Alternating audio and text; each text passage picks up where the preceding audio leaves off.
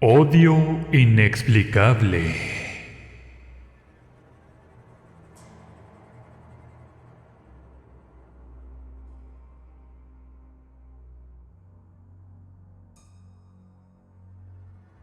No hay demonio mayor por juzgar que aquel que sin vergüenza insulte el amor de un hijo con mentiras, conflictos y traición. Lupe y Celia se conocían desde niñas. Ambas padecieron carencias en su niñez, pero mientras Lupe hacía lo posible por sobrevivir, nunca se había metido realmente con nadie, al grado de hacerle daño. A pesar de ser corrupta, algo perezosa, burocrática y prepotente, realmente no había sido capaz de hacer algo realmente malo, aunque tenía un mal carácter y se portaba despóticamente a veces. Mientras tanto, Celia era mala a secas. Hacía lo que fuera por conveniencia. Era mala mujer y peor madre. Su única hija había conocido a un chico encantador y comenzaron a salir. Aunque Celia nunca aprobó la relación de su hija Lidia con Carlos, el muchacho era buena persona, atractivo, joven, muy trabajador y responsable. Pero Celia, sin embargo, no es que velara por el bienestar de su hija, o que realmente se interesara en ella. En realidad estaba celosa. Le tenía envidia a muerte a su propia hija. Y es que ella tuvo muchos tropiezos con sus parejas, y la culpa de que la abandonaran siempre fue suya. De hecho, el padre de Lidia terminó quitándose la vida al enterarse de la ligereza y las constantes aventuras de su mujer, dejando a la pequeña Lidia a merced de su espantosa madre. Celia menospreciaba el amor. Para ella no era algo importante. A ella le gustaban los lujos, los vinos caros y las sustancias. Cada vez que conocía a alguien, era para sacarle lo que más pudiera de dinero, para sus vicios y extravagancias. Para ella solamente había que sacar provecho y retirarse. Además, era extremadamente desaliñada y sucia. Siempre había basura, trastes sucios e inmundicia en su casa. Nadie le daba trabajo por sus horribles hábitos y defectos, por lo que aprendió a echar las cartas, luego a hacer limpias y finalmente brujería de la más vil, asquerosa y repugnante. Por lo que tenía clientes de vez en cuando, debido a sus artes negras. Pero la realidad era que Carlos tenía algo que la mantenía presa en una obsesión insana, vulgar y maldita. No solo era deseo, sino envidia pura y dura. Si ella nunca fue feliz, encima de supuestamente no aceptar al chico para comprometerse con Lidia, ella, en secreto, anhelaba y deseaba a Carlos a un grado enfermizo y malsano. Por si fuera poco, obligaba a Lidia a ocuparse todo el día con tal de aburrir al muchacho y que éste la dejara. Pero los enamorados siempre veían la manera de estar juntos, lo que llenaba de rabia, ira y mucha más envidia y coraje a la mala madre. Era más que evidente que esa mujer, no conforme con haberle dado a su hija una horrible vida llena de carencias y miseria, tanto económica como emocionalmente, todavía tenía el descaro y la osadía de desearle el mal, de maldecirla, reclamarle por todo, marcar todo como si fuera un error. Llenaba de insultos, sin motivo ni razón, a la chica, y en ocasiones la golpeaba.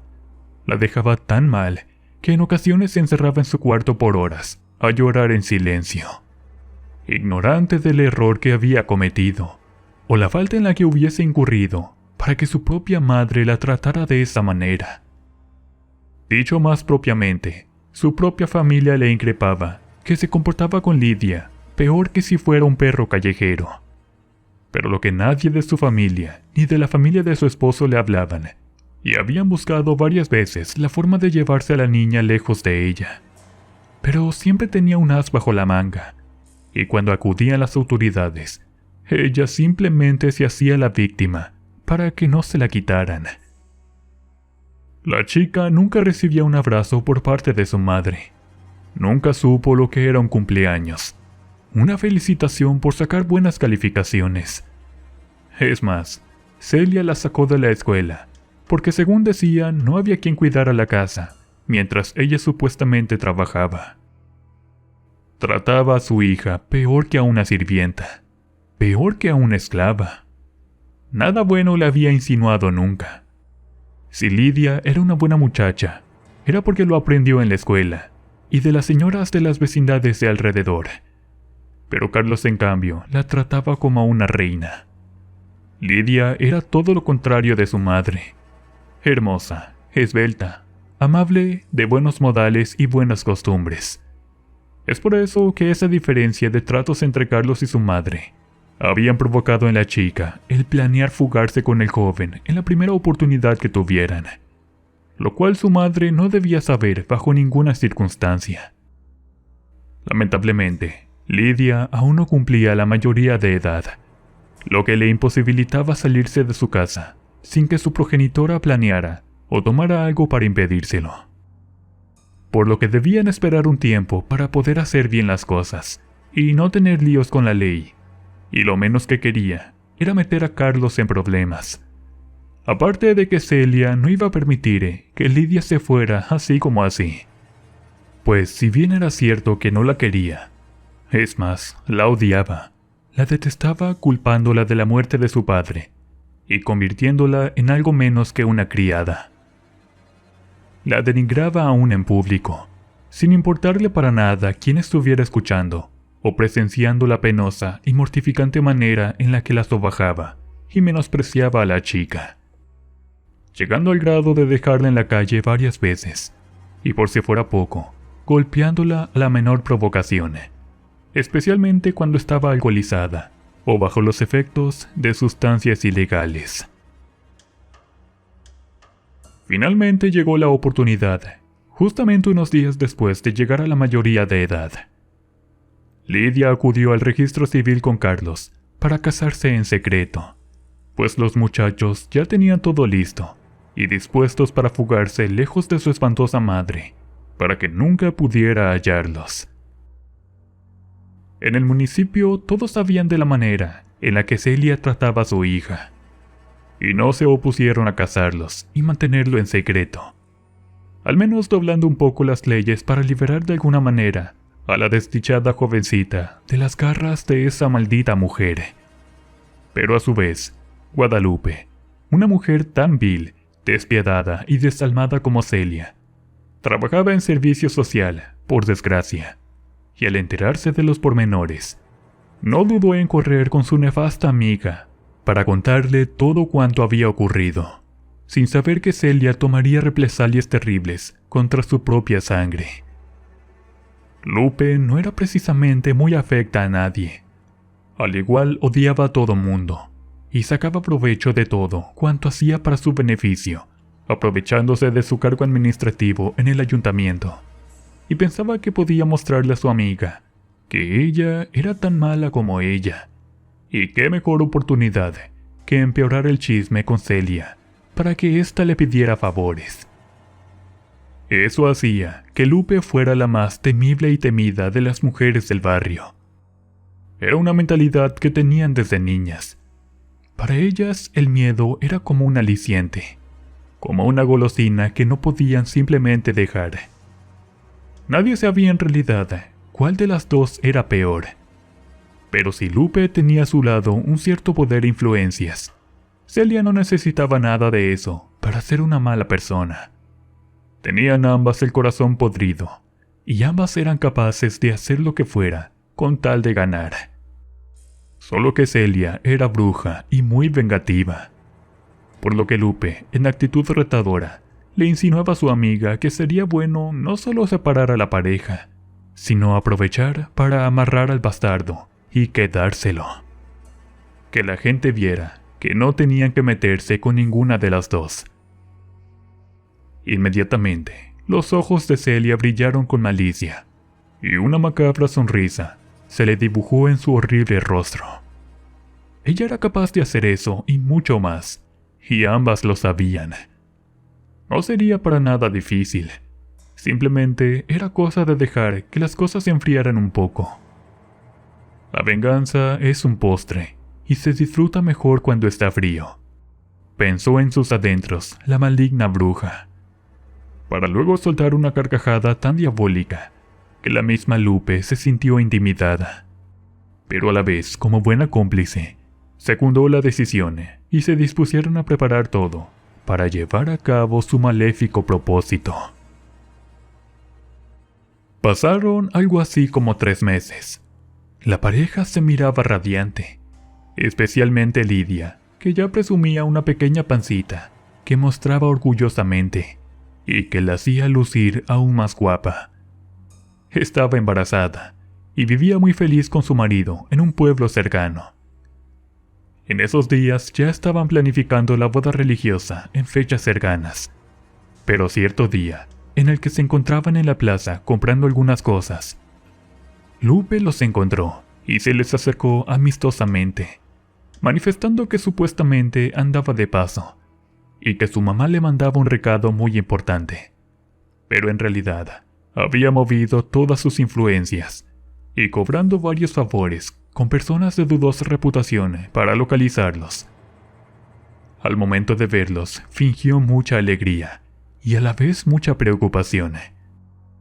Supuestamente Celia había enfermado y pedía que siquiera la última vez pudiera ver a su hija. Lidia y Carlos dudaron mucho de lo que escuchaban y por ningún motivo querían ver a Celia, pero los argumentos y ruegos de Lupe les conmovieron, sin saber que se arrepentirían para toda la eternidad de haber accedido a la casa de Celia. Cuando estos llegaron, fue un domingo. Viajaron muy ligeros para poder excusarse y que no les insistieran en quedarse. Al llegar, se sorprendieron al ver la casa arreglada, todo limpio, y a Celia con una apariencia desencajada, como si realmente estuviera muy mal. El buen corazón de ambos fue fácilmente doblegado por la plática de la maldita bruja, que se deshacía en disculpas y pedidos de perdón, que obviamente no eran sinceros. Como pensaron, ella les insistió 3 veces para quedarse, pero ellos, manteniéndose firmes en que no era posible, lograron zafarse de ese penoso compromiso. Finalmente, Celia les ofreció un café para terminar la reunión.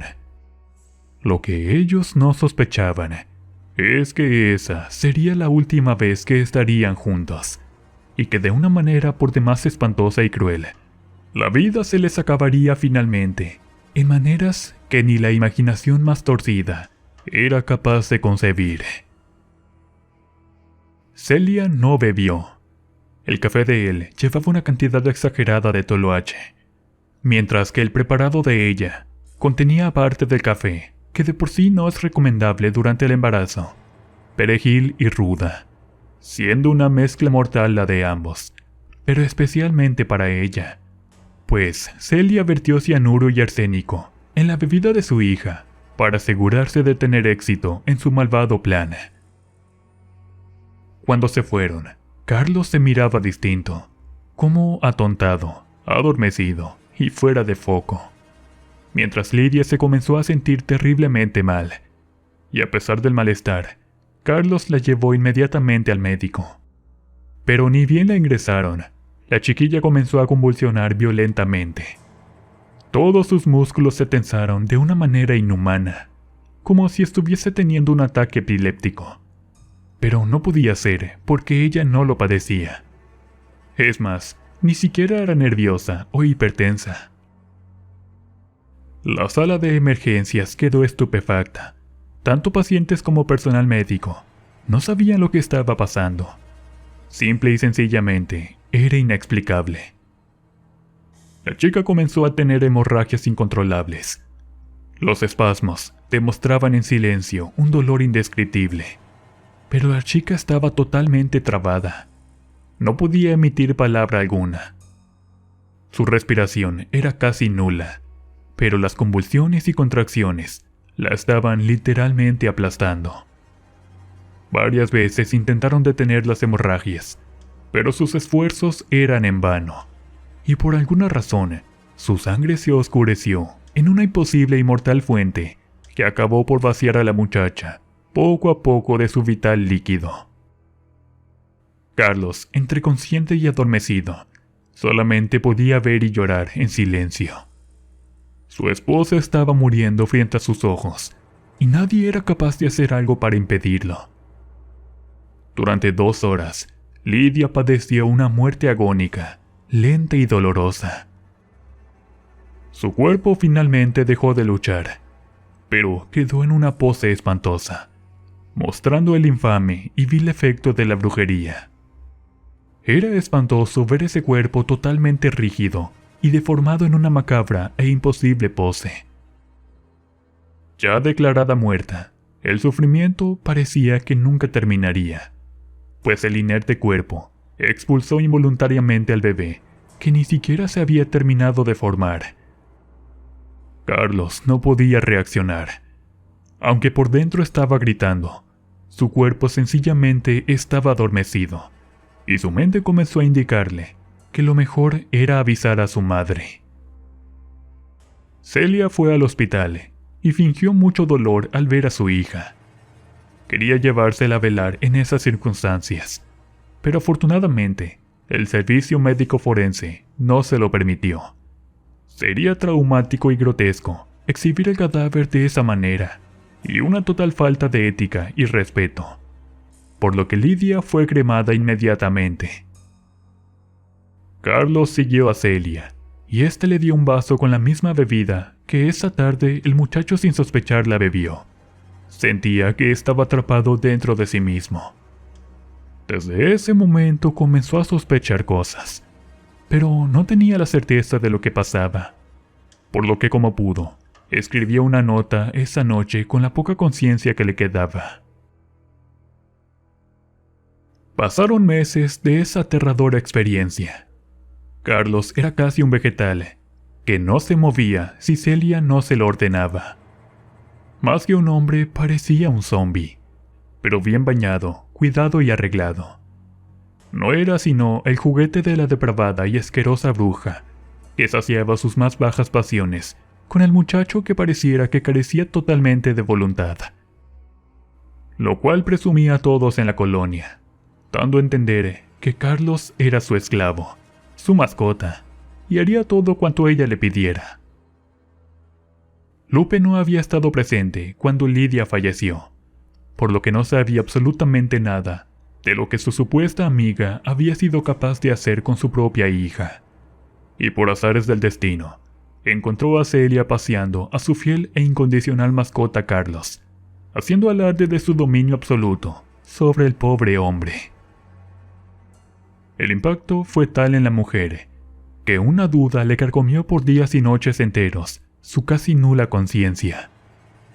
Era imposible que Carlos, siendo esposo de una chica joven y bonita, se hubiera quedado con la madre, que no era para nada atractiva, y sumamente desasiada y descuidada en su aspecto. Y por añadidura, comportarse de manera sumisa y obediente, sin poner objeciones por ello. Algo estaba terriblemente mal en esa situación, y Lupe tenía ahora la espina clavada en la mente y en la conciencia. Bastó una semana para que la curiosidad no la dejara ni respirar, y finalmente decidió mover sus influencias y contacto con Semefo para que le dijeran qué era lo que había sucedido. Al inicio, los forenses se mostraron renuentes, pues Lupe desconocía lo grotesco del asunto, pero finalmente accedieron ante la insistencia de la funcionaria. Al mirar las fotos, algo que Guadalupe no había hecho en décadas despertó en su interior: indignación, tristeza y empatía. No podía creer que existiera tantísima maldad en una persona, al grado que estalló en llanto y finalmente en un grito tan fuerte que tuvieron que administrarle un sedante. Le dijeron que era mejor que se tranquilizara si deseaba leer el informe y la descripción de los médicos que fueron testigos del hecho, así como el diagnóstico de lo que encontraron en lo poco que quedó de las entrañas de la chica. Guadalupe pidió un café bien cargado y comenzó a leer palabra por palabra cerca de todas las atrocidades que cometieron con la muchacha. Ella era de pueblo. Sabía que el café y el perejil, o el café y la ruda, por sí solos son potentes abortivos.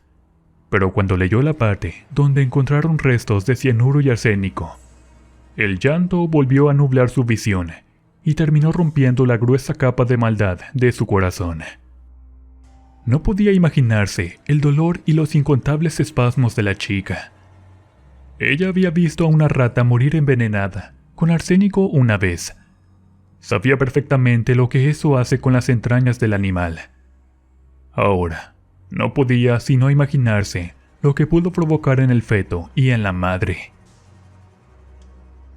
Agradeció la atención de los médicos y al mismo tiempo salió a la calle sin rumbo fijo, bañada en llanto y culpa.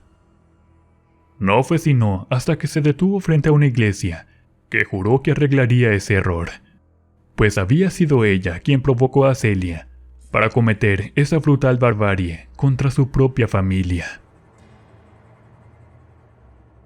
3 días después, Guadalupe hablaba con una jueza, contándole los hechos y atrayendo la investigación a una fiscalía especializada. Estaban esperando que Celia saliera de su casa con Carlos para increparla y detenerla, pues era una persona tan sucia y descuidada que seguramente tendría todo a la vista. Mientras en la casa de la bruja, ésta bailaba de felicidad. No podía creer que le estuviera yendo tan bien. Su maldad no conocía límites, y comenzó a burlarse de Carlos y manifestando que ella era su dueña, como si se tratase de cualquier objeto, pues lo consideraba menos que una mascota. Alardeaba de lo poderosa bruja que era, y que nadie podría quitarle lo que ella se había ganado a pulso. Carlos reparó en la foto de 15 años de Lidia. Se miraba tan radiante, tan hermosa, que algo en el joven se movió momentáneamente.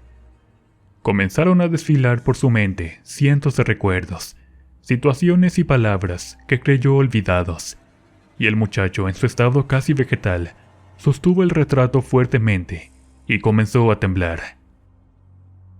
Las lágrimas se asomaron por primera vez desde que su amada perdió la vida de una manera tan aterradora y espantosa. Al notar eso, Celia le arrebató el retrato y lo azotó contra el piso, maldiciendo nuevamente a su hija, y la que ella llamaba una estúpida relación sin chiste, mientras abofeteaba e insultaba a Carlos, diciéndole que él ya no era un hombre y que le pertenecía, y que sin ella no valdría ni siquiera lo mismo que un perro de la calle. Pero el error de la bruja no fueron los insultos ni las blasfemias, ni siquiera haber roto y pisoteado el retrato de Lidia, sino haberlo tirado a la basura. En ese momento, Carlos sintió una ira y una rabia que lo sacaron del encantamiento, y de manera violenta comenzó a golpear a Celia. Los ruidos de la pelea se escuchaban hasta la calle, por lo que muchos vecinos se dieron cuenta, mientras que en la fiscalía estaban preparando las órdenes de aprehensión y cateo para ir a capturar a la bruja, cuando repentinamente una llamada les hizo voltearse a ver entre sí. La llamada era en casa de Celia precisamente. Al parecer, alguien les había ahorrado el trabajo. 2 docenas de patrullas y varios agentes acudieron al domicilio, donde Carlos mantenía a la bruja suspendida en el aire del cuello. La falta de conciencia le hacía también perder nociones de su mismo ser, por lo que sin dificultades ni límites, no le fue difícil levantar en el aire a la gruesa mujer y arrojarla varias veces a todo lo largo y ancho de la habitación, que parecía un basurero, para finalmente suspenderla en sus brazos en el aire, casi a punto de estrangularla. Guadalupe le habló para tranquilizarlo. Le pidió a los agentes no abrir fuego, pues él era otra víctima de las porquerías de esa mujer. Carlos reconoció a Guadalupe y soltó a Celia, quien tosiendo dificultosamente intentó abalanzarse sobre el muchacho, pero Guadalupe dio la orden que la apresaran, bajo los cargos ya imputados de envenenamiento y asesinato, entre muchos otros. Carlos aún estaba ido, pero gruesas lágrimas brotaban de sus inexpresivos ojos. Y metiendo su mano torpemente en una chamarra, dentro de un destartalado ropero, lleno de chinches y cucarachas, sacó la nota y la entregó a Guadalupe como evidencia. Allí narraba todo lo sucedido con ellos, desde que llegaron a la casa, hasta que pasó la fatalidad en el hospital. Guadalupe estaba consternada. Varias veces confesó ante el sacerdote todo cuanto hizo en su juventud, y que se arrepentía de corazón de haber ayudado a esa mujer a cometer actos tan viles. Meses después, no fue necesario concretar más de una audiencia. La defensa no tenía argumentos ante las pruebas, sin mencionar que Celia no se arrepentía en lo más mínimo de lo que había hecho. Mientras tanto, Guadalupe trató de reparar el daño hecho a la pobre Lidia, mandando recomendada a Celia para que en cuanto pisara el presidio, las internas y las custodias le hicieran la vida más que imposible. No duró mucho. Actualmente provocó a quien no debía, y ésta se encargó de que no viera otro día.